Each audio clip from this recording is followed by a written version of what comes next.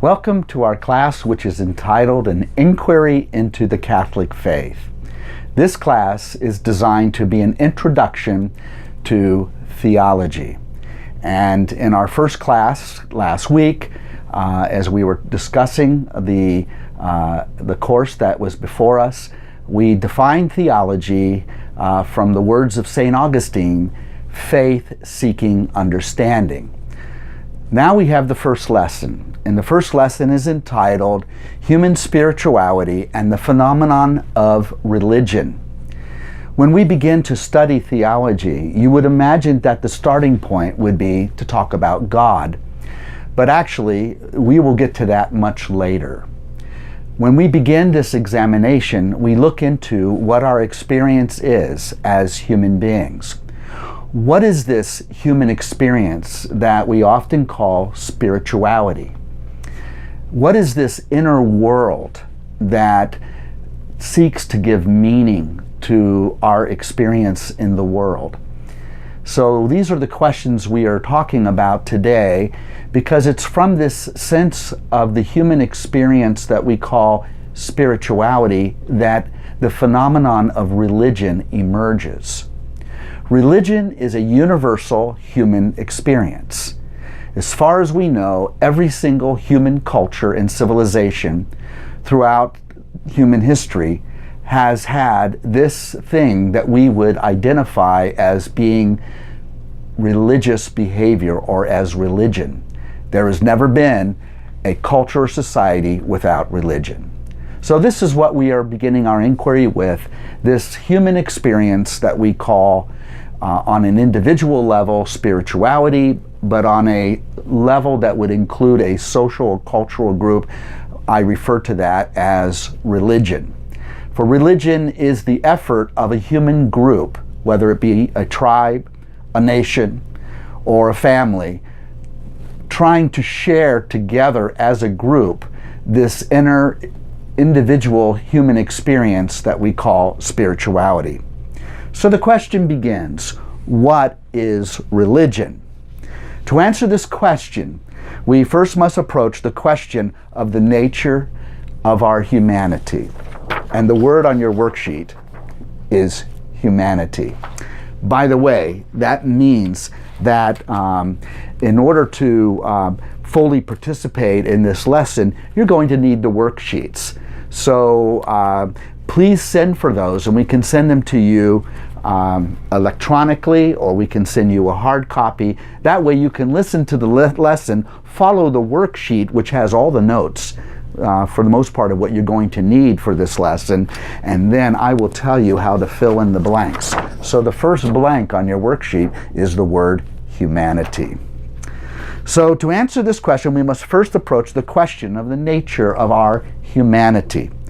The study of the question of the nature of humanity is called anthropology.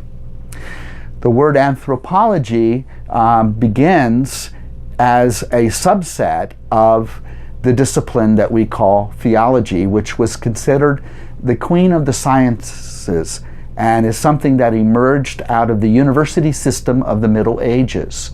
So as theology was being organized and put together in a coherent organization and pattern of thought, there was theology, which was the overarching science or discipline or the study of the things of God, and then it divides up into many sub-areas of inquiry. So one of the first areas of theological inquiry is anthropology, which asks the question, what is the nature and meaning of our humanity? So the word anthropology, I have right here, it fills in the next blank. This word anthropology is taken from two ancient Greek words, anthropos, which simply can be translated human, and it's combined with another Greek word, hologos, which is a Greek word that refers to reason, thought, or simply word. When we read in the scriptures, in the beginning was the Word, and the Word was with God, the writer of the gospel is writing in the Greek language, and he is actually using the word logos that we translate into the English, the word. So these two words, anthropos and logos, are combined together into what becomes our English word anthropology, which would simply mean words or thoughts about humanity or the study of humanity. And so what is humanity? Who or what are we? Here are some observations that theologians have made historically. Humanity is a human organism. Humanity is a human organism that is made of matter. We are a material being. Madonna sang about being a material girl. So we are made of matter. And we have a body, and in fact we are a body. So not only do we speak about our body as something that we possess, but we also identify our very selves with our bodies. This is evident when someone comes up and inadvertently touches you or in an unwelcome fashion. We say, "Why are you touching me?" That's how identified we are with our body. We usually do not say, "Why are you touching my body?" So we have a body, but also we are a body. This is true of the human individual, but it is also true of humanity in general. Humanity may be thought of, in a sense, as a single organism. Oh, I forgot the word body. There you are, body. Here is the word for the next blank, the human organism. So the mass of humanity may be seen, or could be seen, as one massive organism. We are all intimately and deeply connected with one another, and the science of genetics is making this very apparent to us. So we are, in a sense, a single organism, and we belong to each other, and we are all intimately connected to each other. No human individual can exist apart from the rest of humanity. Individuals' differences are superficial. We are really very much alike. We are really a part of each other. To a lesser degree, we are like other living beings, our fellow earthlings. We are interconnected with one another and with all other living beings. We are a part of the tree of life that we find here in this world. The biblical view of the human person is that of a synthesis of spirit, soul, and body. So in describing the human person, the biblical text would say that we are a body, we are a soul, and we are a spirit. And that we are an integration of these three different realities. We are told that God made humankind from the dust of the earth, obviously referring to the bodily nature of our human existence.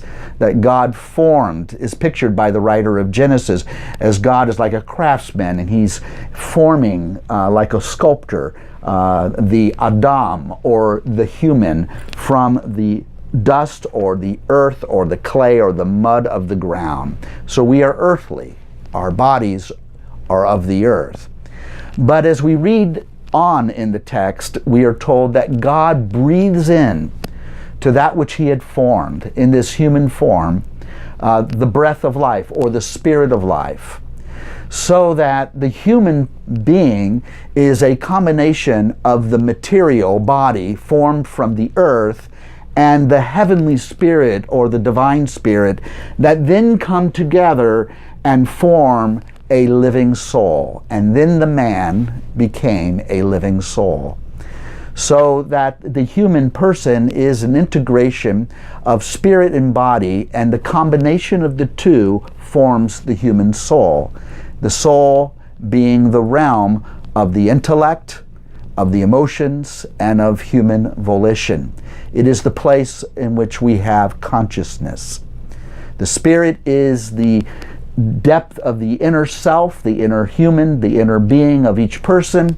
There is the soul, which is produced by this amalgamation of spirit, divine spirit, and matter from the earth. And the two become integrated in what we call the soul or the human person. So we are made up of spirit. In Greek, the word is pneuma. That includes the spirit, or the soma, the body is called soma, which then produces psyche, the soul. The mystery of human consciousness is Roman numeral 2 on your worksheet. The human psyche possesses self-consciousness. Not only do we know, but we know that we know. So we possess self-consciousness. I have a dog, and my dog knows a lot of things. So we know that our fellow creatures, our fellow earthlings, do have a capacity to know things. But the question is, do they know that they are knowing? This is a question we'll be unable to ask, but it appears that this is not the case, that they are self-conscious creatures. But human beings not only know things, but we know that we are knowing. And so we possess, at least in our own experience, this thing that we call self-consciousness. In humanity, the whole of creation has achieved self-awareness. The universe has now become conscious of itself through the human species that inhabit this planet that we call Earth. The individual human psyche is multifaceted and complex. Well, I don't have the word multifaceted here, but it's multifaceted and complex. Note that on your worksheet. Within the single individual, there are many personas. That is, there are many manifestations of the deeper self. There appears to be a knower within us, a deeper self that is manifest in various personas that we carry with us. Our personas are developed through our environment, our culture, by ourselves deliberately over time. We possess many personas. The Latin word persona literally means a mask. It is what we project of ourselves to the world. And what we project is determined by the context in which we live. I manifest one part of my self-identity with my children as a father. I have another kind of persona in my work in the world as a priest. I have another kind of persona that I project, or a mask that I wear to project myself to my friends or to my wife. So we have different personas that we possess, different masks, which is our outward expression of the deeper self that is within us. So these are manifestations of a deeper self and or an inner consciousness. We have a sense of self, of identity. Another observation that we can make about our human experience is that, number 2, these multiple manifestations of the self or personas emanate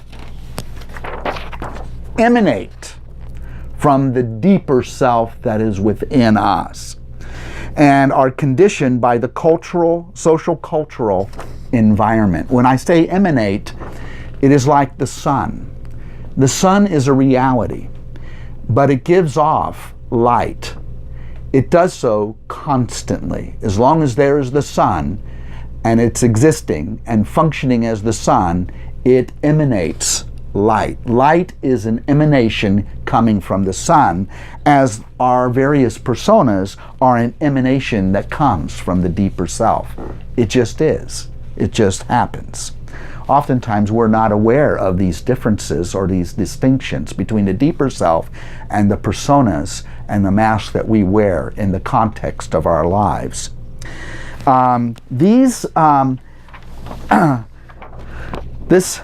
personas that emanate from the deeper self are conditioned by the social, cultural environment. Notice I spelled it out for you, environment, on your worksheet. We have many faces. These manifestations in a healthy individual are interconnected. An actor playing out many roles and in fact becoming the role itself. We think of method actors. It's a type of acting, a school of acting, in which the actors actually become, as much as it is possible, the person that they're portraying. And we admire the work that they do. So that when the recent movie came out of Lincoln, the actor Daniel Day-Lewis, who played Lincoln, people say that when he was on the set, whenever they ran into him, even when they were not filming, he was Mr. Lincoln. And it was quite powerful because he took on this persona. His self became Lincoln. Now, humanity, in Roman numeral 3, we see another observation that we will make about humanity, and that is humanity is a social being. We do not live in isolation from one another. We live together in community. We are social beings.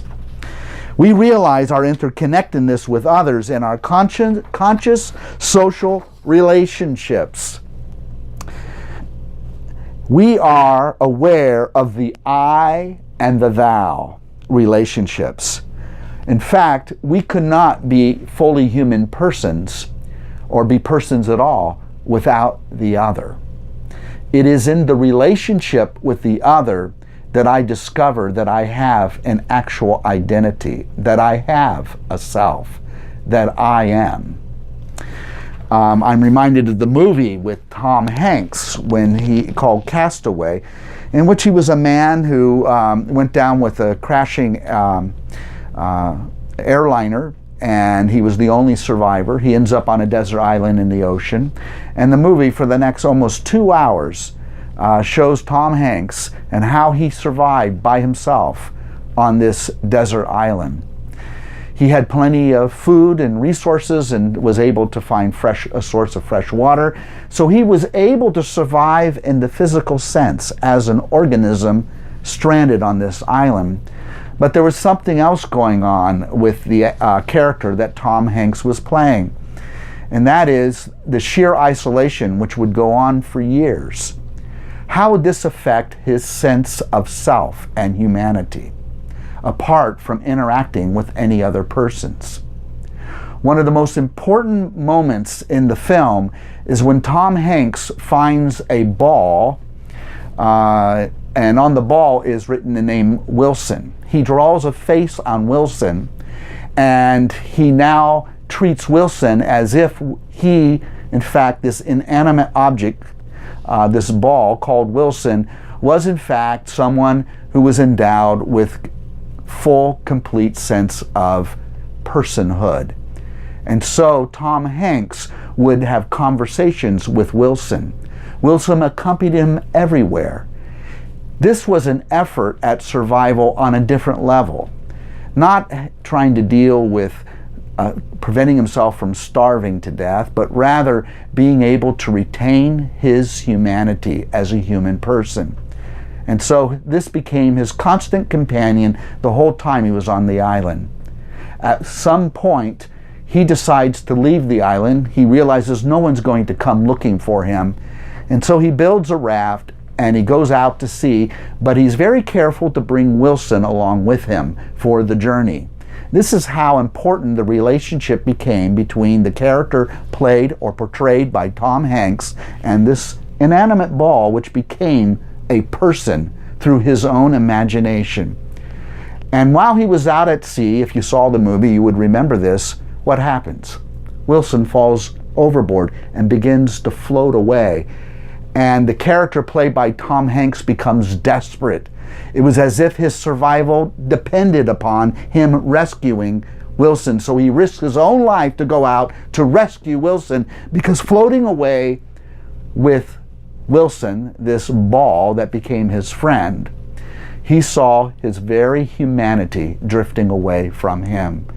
And he knew that his survival as a human person was absolutely dependent upon rescuing Wilson.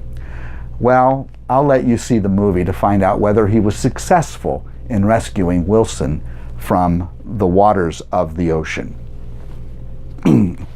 So, what are the things that we do as human beings? One behavior that we observe B on the worksheet is we have extended our social relationships to include not only other humans, but to all living creatures, and even to what we would now call inanimate or non-living beings. In other words, we humanize and personalize the world around us. We see this most obviously in our relationships that we have with our pets.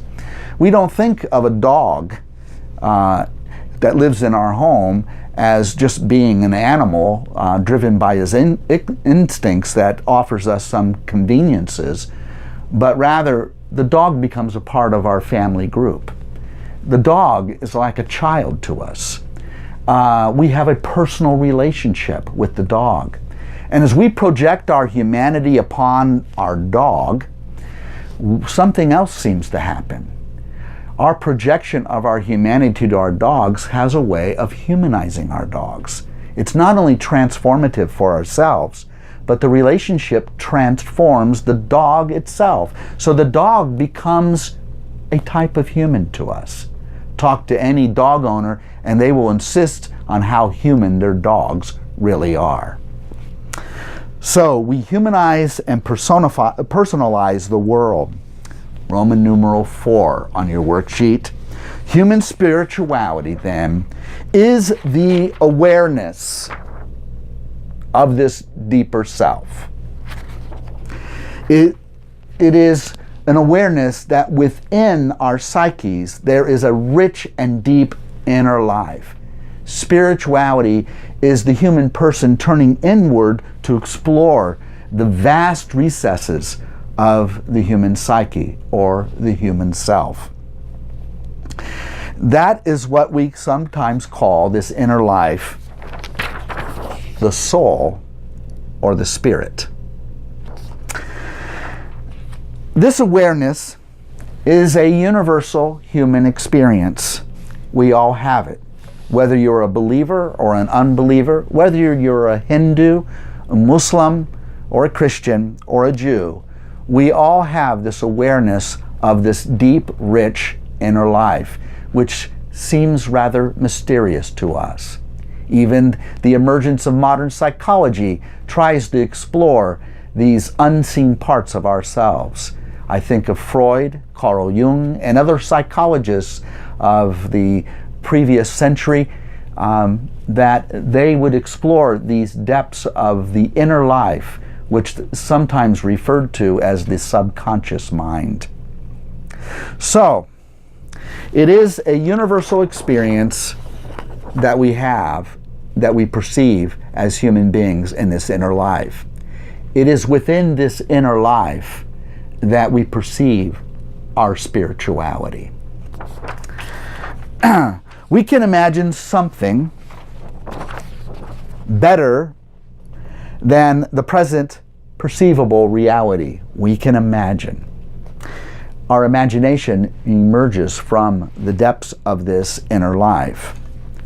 We also have an experience when we examine what is going on with our inner life. We become aware that we have a deep sense, an intuitive feeling in the depths of our souls or the depths of our inner life where we sense a presence that is other than ourselves, a sense of the numinous, a mysterious presence that seems to always be around.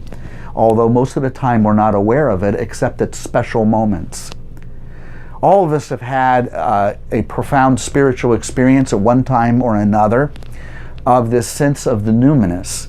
Perhaps it happens when you're up in the mountains and you're there close to nature and you're looking at the glory of the mountains and the trees all around us, and your eye looks off into the vista that seems to be endless going down below the mountains. And we're deeply moved with some kind of sense. Perhaps it's a sense of transcendence, but we are moved for a moment. Or perhaps we're walking along the seashore and we can feel the sand under our feet and feel the cold, wet surf spilling over our feet. And then we look across the expanse of the horizon and see a sunset. And we're filled with this feeling that we are not alone. That is the sense of the numinous. Or perhaps it's when we're listening to a concert and we're moved deeply by the music. It seems to carry us up into levels of ecstasy, and we have an experience that profoundly moves us. That too is the sense of the numinous.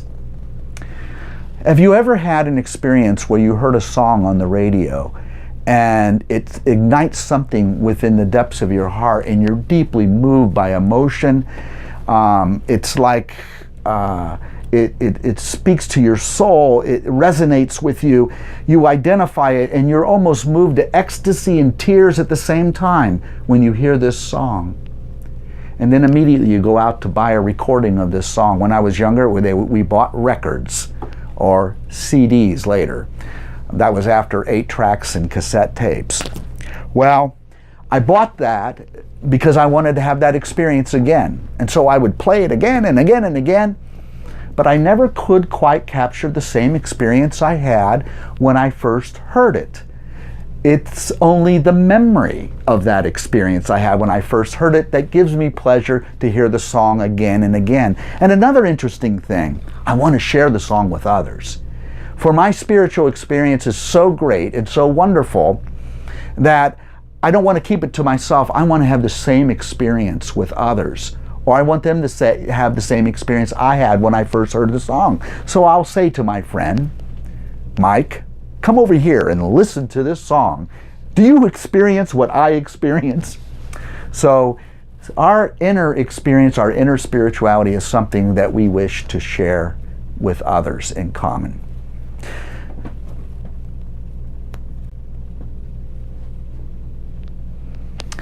So, we have these experiences, a sense of, for lack of a better word, a kind of presence, a feeling. Perhaps the one feeling we can identify with this most is a deep yearning and longing within our hearts. And so this yearning sends us on a life of pursuit, in pursuit of the numinous. This feeling, this yearning, gives us a clue to something that is within us, that is intrinsic to our humanity. This yearning is our spirituality. This experience of the numinous, this yearning for being able to capture that feeling of the numinous within us is called spirituality. And this brings to our life a desire and a quest for meaning. So this yearning is a quest for meaning in our lives, and somehow it is connected in some mysterious way with this sense of a presence that is within us and around us. This is the beginning of religion. Human beings did not invent religion to answer unanswerable questions, but rather religion was invented in response to this experience that is quite mysterious and difficult to define, and yet it seems to be the possession of all human beings. So, by definition, human beings are spiritual. And because human beings are social creatures that want to share these inner experiences of life with the other, then we create religion. Religion is a language and ritual actions that unite two persons or more in a common experience, expressing this inner yearning, this inner sense of the numinous in our lives. Hence, we use images, symbols, and language to enable us to express and to impart meaning from our lives. This is the true origin of human spirituality. This is the true origin of the phenomenon of religion. So to conclude our lesson, in Roman numeral 5, religion is the social expression of this human spirituality within a given cultural group. So the outward forms of religion are determined by our culture, but the inner reality is a universal human experience. Now, in the history of the world, there have been many religions. Many have come and gone over the ages. But perhaps the ones that we can identify that still exist and function in the world are the following. The major religions of the world. There is something that is called animism. Animism is the belief that things in the world are alive with spirit. There is Hinduism, which is the religion of India, still filled with vitality and followed by billions of people living in India. There is Buddhism. There is Confucianism. There is Zoroastrianism that came out of Persia. There is Shintoism, the ancestral religion of Japan. There is Sikhism of India. There is Judaism of Israel. There's Christianity, which emerges out of Judaism. And then out of Arabia, perhaps the last great world religion to emerge upon the stage of history is Islam. In your worksheet, you will see that these religions are listed along with a brief description of each of these major world religions. Also, the experience of religion and spirituality has not been something neglected in the philosophical tradition among the philosophers and those who also gave birth to theology. So there are philosophical theological belief systems, which is an intellectual rationale for this human experience that we call spirituality and religion, and try to express or define the nature of the divine and the relationship between the divine and the universe. So we have different schools of thought, different ideas that are expressed, but I will identify the basic ones that philosophy has offered us over the centuries. There is theism, the belief in a personal God who has created the universe. There is atheism, which is the belief that there is no God at all, that the universe itself somehow is eternal and exists in and of itself. There is deism, which is a halfway point between atheism and theism. Deism is the idea that there was a God who created it all, but he's no longer around. He had better things to do. And the creation of the universe was something that just kind of happened. And God lost interest, so do not expect a personal God interested in hearing from you in your prayer life or in your religious life. There is polytheism, the belief that the divine is manifest in a multiplicity of endless numbers of gods and goddesses. We think of Greek mythology, we think of the Old Norse mythology. In the movies, the mighty Thor is about polytheism, about the acts of the gods of Asgard, Odin and Thor and all the others. And then there is pantheism, which is the belief that God and the universe are essentially one reality, that there is no separation between the two.